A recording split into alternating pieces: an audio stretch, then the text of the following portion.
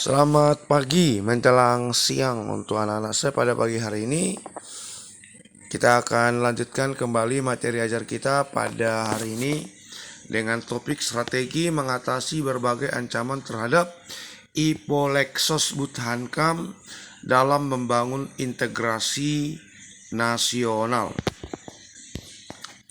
Nah, globalisasi. Era globalisasi telah mempengaruhi kepada semua bidang, yakni bidang politik, bidang ekonomi, bidang sosial budaya, bidang pertahanan dan keamanan. Pembaharuan dan perubahan-perubahan yang dari luar memberikan perubahan ataupun dampak kepada bidang-bidang Ipolexos Buthankam. Tidak dipungkiri bahwa pengaruh era globalisasi dan modernisasi telah ikut memberikan pembaharuan dalam bidang Ipolexos Buthankam. Ya. Nah, sekarang kita melihat bagaimana strategi mengatasi ancaman di bidang ideologi dan politik. Nah, kalau waktu yang lalu kita tahu bahwa ancaman di bidang ideologi dan politik adalah bagaimana negara luar ikut intervensi, menekan, bahkan melakukan blok politik ya kepada Indonesia. Nah, mengembangkan demokrasi politik. Jadi kita harus mengembangkan demokrasi politik, lalu mengaktifkan masyarakat sipil, ya, di mana sistem kita kan demokrasi Pancasila, demos dan kratos, di mana kewenangan kekuasaan tertinggi berada di tangan rakyat. Lalu mengadakan perubahan di lembaga politik, reformasi. Ya, kita harus mereformasi lembaga politik kita supaya benar-benar sesuai dengan arah dan harapan bangsa. Lalu memperkuat kepercayaan masyarakat, percaya masyarakat kepada pemerintah, menegakkan supremasi hukum, memperkuat posisi Indonesia dalam kancah dunia internasional, keaktifan Indonesia, ya.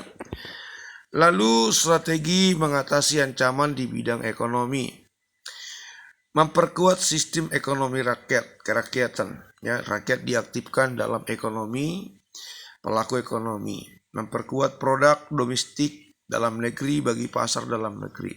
Jadi produk-produk lokal, ya, buatan tradisional itu diaktifkan, dikaryakan supaya di dalam negeri dia boleh difungsikan. Pertanian dijadikan sasaran utama karena mayoritas rakyat Indonesia adalah petani.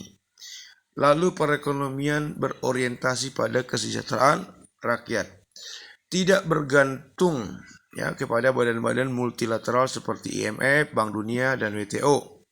Lalu strateginya adalah mempererat kerjasama niaga dengan negara-negara luar.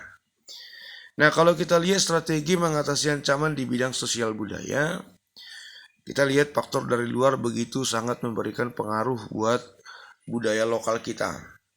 Maka faktor dari luar banyak memberikan perubahan-perubahan di tengah masyarakat. Faktor-faktor dari luar membahayakan kelangsungan hidup sosial budaya lokal. Lalu memberikan ruang buat budaya lokal untuk ditampilkan lewat pagelaran seni, memberikan apresiasi kepada pelaku seni dan giat budaya, lalu memberikan edukasi budaya lokal kepada generasi muda lewat seminar dan pelajaran-pelajaran yang lain.